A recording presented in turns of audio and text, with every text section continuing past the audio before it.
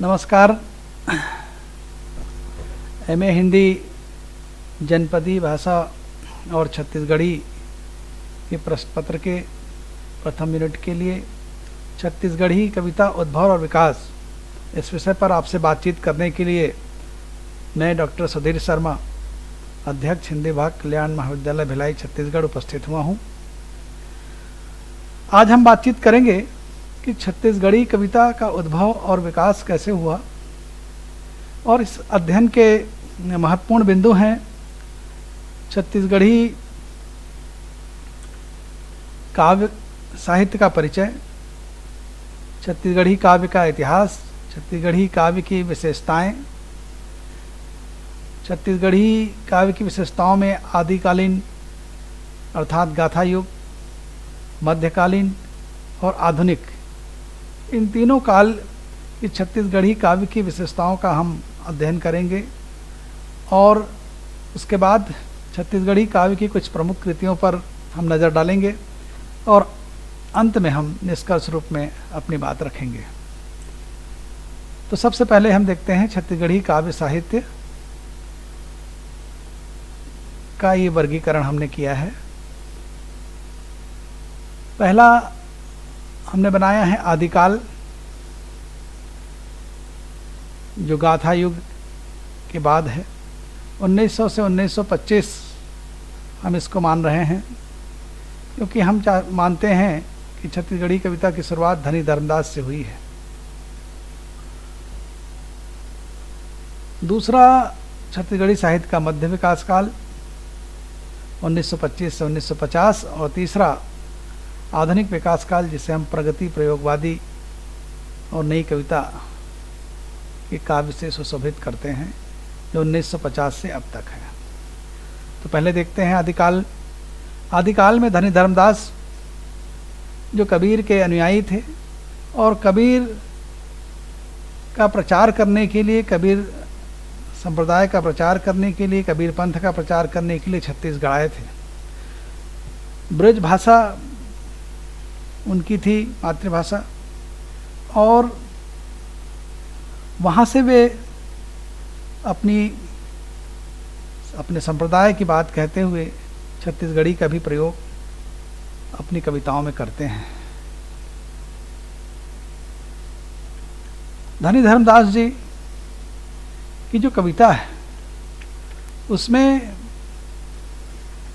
जो पद हैं उसमें छत्तीसगढ़ी के शब्द बहुत कम दिखाई देते हैं, इसलिए लोग, कुछ आलोचक लोचन प्रसाद पांडे को छत्तीसगढ़ी का पहला कवि मानते हैं। धनी धर्मदास के एक पद को देखें अपन कि पिया बिन मोहे नीक न लागे गाँव, चलत चलत मोर चरण दुखित भय, आखिन पर गए धूर, आगे चलो पंथ नहीं चिन्हे, पाछे परे न पाऊँ, ससुरे जाऊँ पिया नहीं चिन्हे। जाहिर है कि छत्तीसगढ़ी के अनेक शब्दों का उन्होंने अपनी कविताओं में, अपने पदों में उपयोग किया, लेकिन विशुद्ध रूप से उसे छत्तीसगढ़ी की कविता कैसे माना जा सकता है। बहुत सारे पद हैं, मोला, मुका, भैंस, परगे, धुर्रा जैसे शब्द छत्तीसगढ़ी के हैं।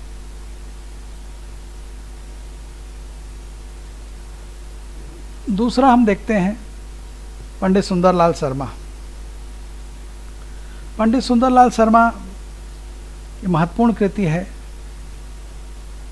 छत्तीसगढ़ी दान लीला, और छत्तीसगढ़ी दान लीला बहुत ही महत्वपूर्ण कृति है। भगवान कृष्ण की लीलाओं पर अपनी बात रखते हैं पंडित सुंदरलाल शर्मा, लेकिन उनकी खासियत यह है कि छत्तीसगढ़ी की ध्वन्यात्मकता उसमें है, छत्तीसगढ़ी के विशुद्ध शब्द हैं, छत्तीसगढ़ी की विशुद्ध कविता है। और दूसरी बात यह है कि भगवान कृष्ण की जो गोपिका हैं, भगवान कृष्ण की वेशभूषा है, गोपिकाओं की वेशभूषा है, दही वाली है, इन सब को उन्होंने छत्तीसगढ़ीकरण कर दिया। एक उदाहरण देखें कि काजर आंजे अलगा डारे, मूड कोराए पाटी रे, पाँव रचाए बीरा खाए, तरुआ माँ टिकली चटकाए, बड़का टेड़गा खोपा पारे, गोंदा खोचे गजरा डारे, लगत लाली मांग लगाए, बेनी माँ फुंदरी लटकाए, चांदी के सूता चमकाए, गोदना ठाव ठाव गोदवाए। ये गोपियों की जो श्रृंगार का वर्णन है वो विशुद्ध रूप से न केवल कविता छत्तीसगढ़ी है, बल्कि परिदृश्य और परिवेश को भी छत्तीसगढ़ी के अनुरूप पंडित सुंदरलाल शर्मा ने ढाला था। तीसरा हम देखते हैं लोचन प्रसाद पांडे को। लोचन प्रसाद पांडे की कविताओं को जानने से पहले हम देखते हैं कि आखिर लोचन प्रसाद पांडे को छत्तीसगढ़ी काव्य का पहला कवि नंदकिशोर तिवारी किस रूप में मानते हैं। तो उन्होंने जो विभाजन किया है, हम उसके विभाजन को देखते हैं। उसके पहले हम देखते हैं छत्तीसगढ़ी काव्य के डॉक्टर नरेंद्र देव वर्मा के विभाजन को। डॉक्टर नरेंद्र देव वर्मा 3 काल में बांटते हैं, गाथा युग, भक्ति युग और आधुनिक युग। उन्होंने युग आधारित विभाजन किया है। गाथा युग 1000 से 1500, भक्ति युग 1500 से 1900 और आधुनिक युग 1900 तक। गाथा युग में वे कहते हैं कि विभिन्न गाथाएं छत्तीसगढ़ी काव्य रचने से पहले पाचिक परंपरा थी और लोक गीत और लोक गाथाओं का प्रचलन छत्तीसगढ़ी में ज़बरदस्त था, उसकी सांस्कृतिक पहचान है। विभिन्न गाथाएं जो हेमन कहना, लक्ष्मण जति, पंडवानी आदि गाथाएं इस युग में गाई जाती थी। कमंचन होता था, कलाकार गाते थे।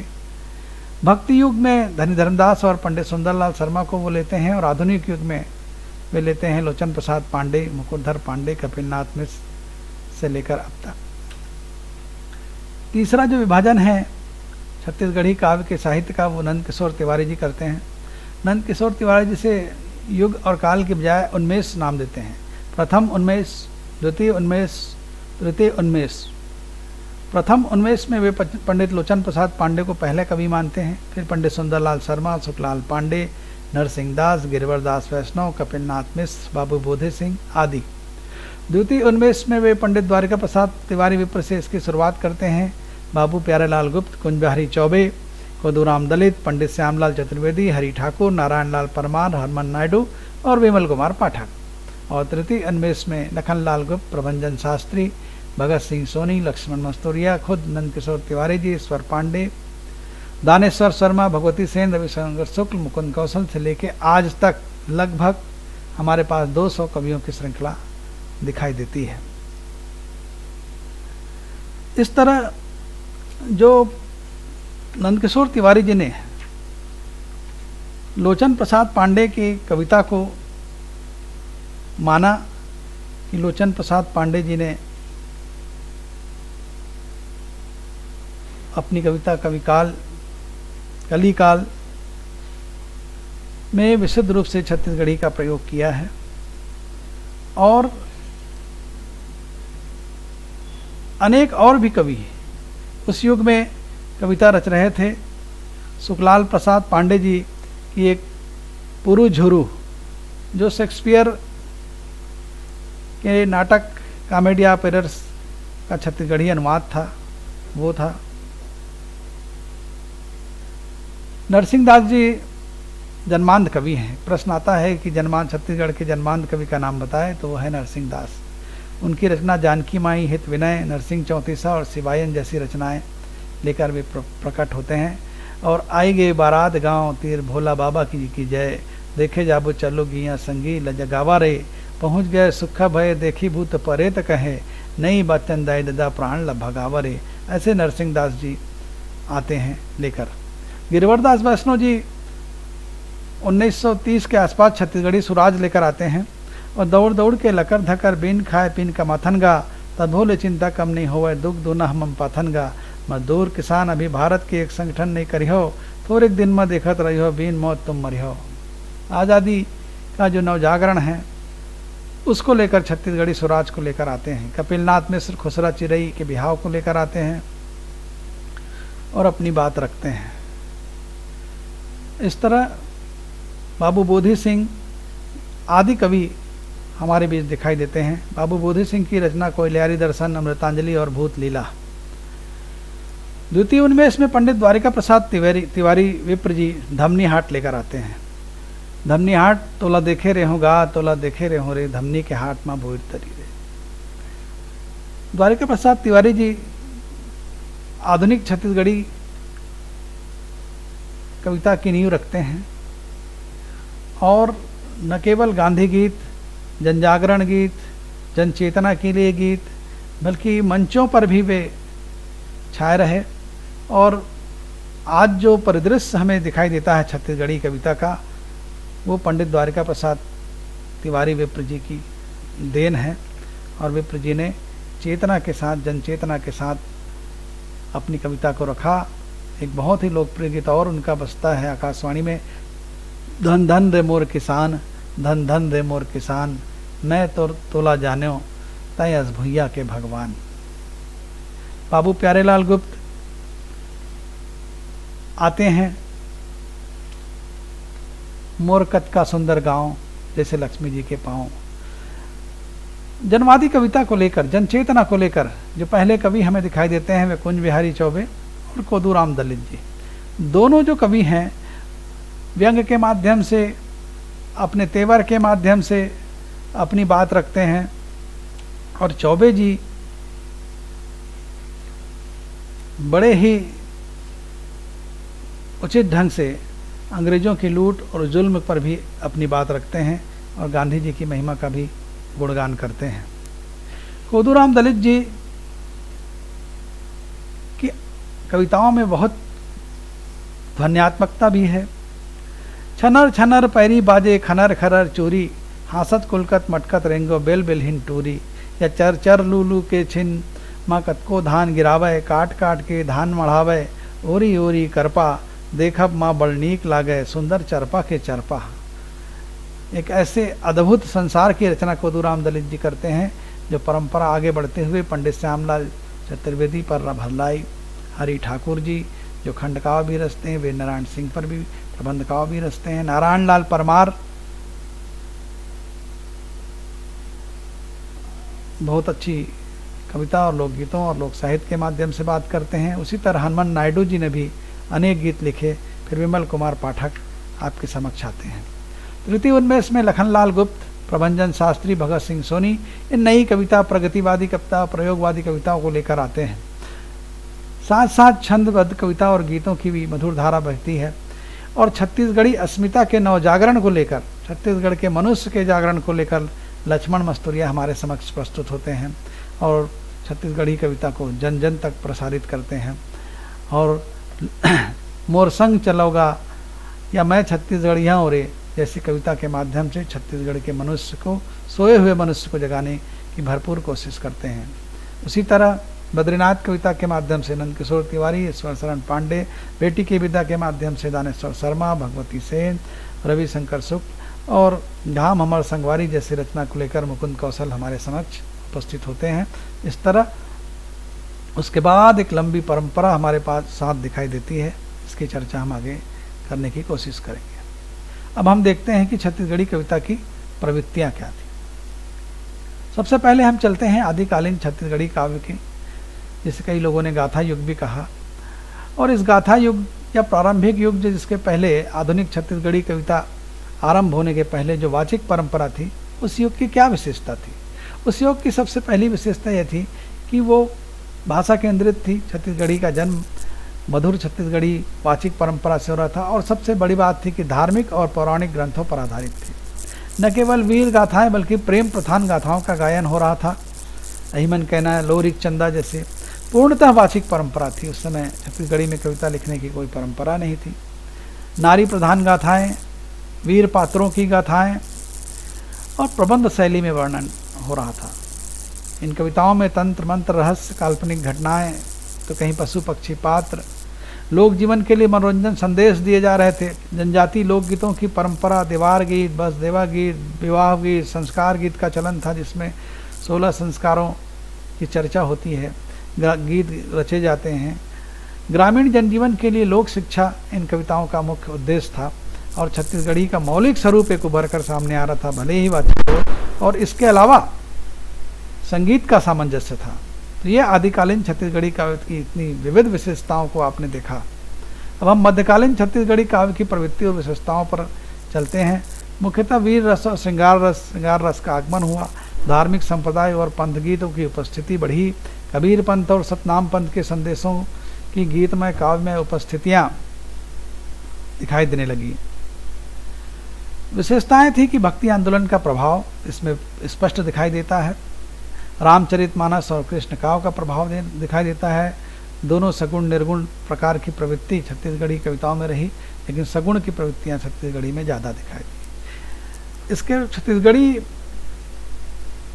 में स्वतंत्र रूप से रचे जाने के बावजूद कुछ कविताओं में ब्रजभाषा का प्रभाव हमें दिखाई देता है। लोकगीतों का प्रसार तेजी से बढ़ा।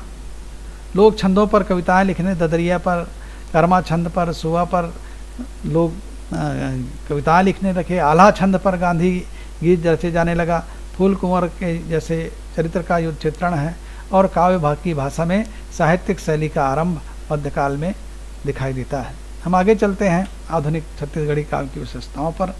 आधुनिक छत्तीसगढ़ी काव्य की विशेषताएं और प्रवृत्तियां विविध रूप से हैं। जिस तरह हिंदी के आधुनिक हिंदी काव्य की प्रवृत्तियां हैं, उसी अनुरूप ही छत्तीसगढ़ी काव्य की प्रवृत्तियों का भी प्रारंभ हमें दिखाई देता है। हिंदी की तरह छत्तीसगढ़ी में काव्य लेखन आरंभ हुआ। विभिन्नवाद, छायावादी युग में छायावाद युग लेखन, प्रकृति पर, पशु पर, पक्षी पर गीत रचे जाने लगे। युगों का प्रभाव हुआ। किसानों पर, ग्राम जीवन पर रचनाएं, प्रकृति पर, नदी पर, नाले पर। दूसरी ओर अनुवाद की प्रवृत्ति का प्रारंभ हुआ। मेघदूत जैसा ग्रंथ का अनुवाद और बहुत सारे छत्तीसगढ़ी, हिंदी के, बांग्ला के कविताओं का छत्तीसगढ़ी में अनुवाद होना प्रारंभ हुआ। गांधी जी और राष्ट्रीय आंदोलन का प्रभाव पड़ा। आज़ादी के बाद भी गांधी जी पर गांधी गीत लिखे गए। गांधी गीत की एक लंबी परंपरा छत्तीसगढ़ी में दिखाई देती है। छत्तीसगढ़ी आधुनिक काव्य का तेजी से विकास इस दौर में हुआ। और सबसे जो महत्वपूर्ण बात हुई कि आज़ादी के आते आते तक 1970 के बाद छत्तीसगढ़ी अस्मिता पर केंद्रीकरण होना शुरू हो गया और छत्तीसगढ़ की प्रकृति, तीज त्योहार, नदी नाले, लोग, देवी देवता और छत्तीसगढ़ी महतारी को लेकर मातृभूमि की वंदना के 50 गीत रचे गए। आज़ादी के बाद तेजी से लेखन प्रारंभ हुआ था। आकाशवाणी और सांस्कृतिक मंचों ने इस प्रभाव को बढ़ाया और उसका ऐसा प्रभाव पड़ा, दूरदर्शन भी, कि सैकड़ों की संख्या में मधुर छत्तीसगढ़ी गीतों की रचना हुई और लगातार छत्तीसगढ़ी गीतों का प्रसारण हुआ, फरमाइशी गीतों का प्रसारण हुआ। प्रेम, श्रृंगार, ऋतु वर्णन की प्रधानता इस काव्य में दिखाई देती है। अनेक काव्य शैलियों और विधाओं में भी उपस्थिति हुई, जैसे हाइकू, नवगीत, गज़ल आदि भाषागत नए नए प्रयोग हुए। भगत सिंह सोनी ने हिंदी के लगभग महत्वपूर्ण कवियों की कविताओं का या विदेशी कवियों की कविताओं का भी छत्तीसगढ़ी में अनुवाद करके एक नई परंपरा की शुरुआत की। आगे हम देखते हैं कि छत्तीसगढ़ी काव्य की कुछ प्रमुख कृतियों के नाम। ये वस्तुनिष्ठ प्रश्न में पूछे जाते हैं, कृतियों के नाम की, इस कृति की रचना किसने किया, ये इनकी एक कृति का नाम बताइए। तो महत्वपूर्ण कृतियों में पंडित सुंदरलाल शर्मा की छत्तीसगढ़ी दान लीला, गिरिवरदास वैष्णव की छत्तीसगढ़ी सुराज, पंडित द्वारका प्रसाद तिवारी धमनी हाट, प्यारेलाल गुप्त हमरकत का सुंदर गांव, कोदूराम दलित सियानी गोठ, हरि ठाकुर के धान का कटोरा, कपिलनाथ कश्यप डहर के कांटा, एक गीत जो बहुत लोकप्रिय हुआ, डॉक्टर नरेंद्र वर्मा दुनिया अठवारी बाजार रे, और अरपा पैरी के धार, भगवती सेन का नदिया मरे प्यास, नारायण लाल परमार का कामर भर धूप, दानेश्वर शर्मा का बेटी की विदा, मुकुटधर पांडे मेघदूत अनुवाद, लक्ष्मण मस्तूरिया की कृति मोर संग चलो, मुकुंद कौशल का गाम हमर संगवारी। महत्वपूर्ण पुस्तकें जो हमें पढ़नी चाहिए छत्तीसगढ़ी साहित्य को जानने और समझने के लिए, वो है छत्तीसगढ़ी साहित्य का पहला इतिहास लिखा छत्तीसगढ़ी साहित्य का इतिहास, जो अब छत्तीसगढ़ी साहित्य दशा और दिशा के रूप में प्रस्तुत है। इसके लेखक हैं नंद किशोर तिवारी। नंद किशोर तिवारी को मैं आचार्य रामचंद्र शुक्ल के समक्ष छत्तीसगढ़ी में मानता हूँ। डॉक्टर बलदेव छत्तीसगढ़ी कविता के 100 साल लेकर उपस्थित होते हैं, महाग्रंथ लेकर, जो प्रारंभ से लेकर अब तक छत्तीसगढ़ी कवियों की बात उसमें की गई है और कविताओं का संकलन हुआ है। एक और प्राचीन पुस्तक छत्तीसगढ़ी लोक साहित्य का अध्ययन डॉक्टर दयाशंकर शुक्ल अत्यंत महत्वपूर्ण है। सत्यभामा अडिल जी ने जनपदी साहित्य और छत्तीसगढ़ी लिखा, जो MA हिंदी के पाठ्यक्रम में है। पाठ्यक्रमों में छत्तीसगढ़ी को स्थापित करने में डॉक्टर सत्यभामा अडिल और उनकी पुस्तकों का बहुत बड़ा योगदान है, जो भुलाया नहीं जा सकता। इसी तरह छत्तीसगढ़ी कविता महाकोश डॉक्टर सुदेश शर्मा जो आज के प्रस्तुत करता हैं, उनकी विकृति आ रही है। ये देखिए छत्तीसगढ़ी के पुरधा कवियों की एक तस्वीर, जिसमें आप देख रहे हैं धनी धर्मदास, पंडित सुंदरलाल शर्मा, लोचन प्रसाद पांडे, मुकुलधर पांडे, कोदूराम दलित, पंडित द्वारिका प्रसाद तिवारी विप्र, श्यामलाल चतुर्वेदी जी, नरेंद्र देव वर्मा जी, नारायण लाल वर्मा जी, और एक और अत्यंत महत्वपूर्ण कवि तो जो छत्तीसगढ़ी अस्मिता के जागरण के कवि हैं, पवन दीवान जी और लक्ष्मण मस्तूरिया जी। दो पुस्तकों का चित्र देखिए, छत्तीसगढ़ी साहित्य दशा और दिशा और छत्तीसगढ़ी कविता के 100 साल। अब अंत में हम अपनी बात एक कविता से करते हैं। धमनी हाट की कविता आप पढ़िए। तोला देखे रे होगा हो, तोला देखे रे हो रे, धमनी के हाट माँ बोर तरी रे, लकर धकर आए जोगी आँखी लटकाए, किसे जादू कर रे मोला सुखा मर जाए, तोला देखे रे होगा। इस तरह निष्कर्ष रूप में हम कह सकते हैं कि छत्तीसगढ़ी कविता ने वाचिक परंपरा से लेकर लिखित परंपरा और आधुनिक युग तक के दौर में बड़ी तेजी से विकास किया। अनेक दौर देखे, अनेक युग देखे, अनेक वाद देखे, अनेक झंझावातों का सामना करना पड़ा उन्हें। और छत्तीसगढ़ी कविता की एक बहुत बड़ी विशेषता रही कि न केवल छत्तीसगढ़ी मातृभाषा के लोग, बल्कि छत्तीसगढ़ी से इतर ऐसे लोगों ने भी छत्तीसगढ़ी काव्य साहित्य को समृद्ध किया, जिनकी मातृभाषा छत्तीसगढ़ी के अलावा कुछ दूसरी थी, जिसमें नारायण लाल परमार, हेमंत हनुमंत नायडू, मुकुंद कौशल जैसे लोग शामिल हैं। इस तरह छत्तीसगढ़ी कविता का एक समृद्ध इतिहास हमारे सामने दिखाई देता है। नमस्कार, आज के लिए बस इतना ही।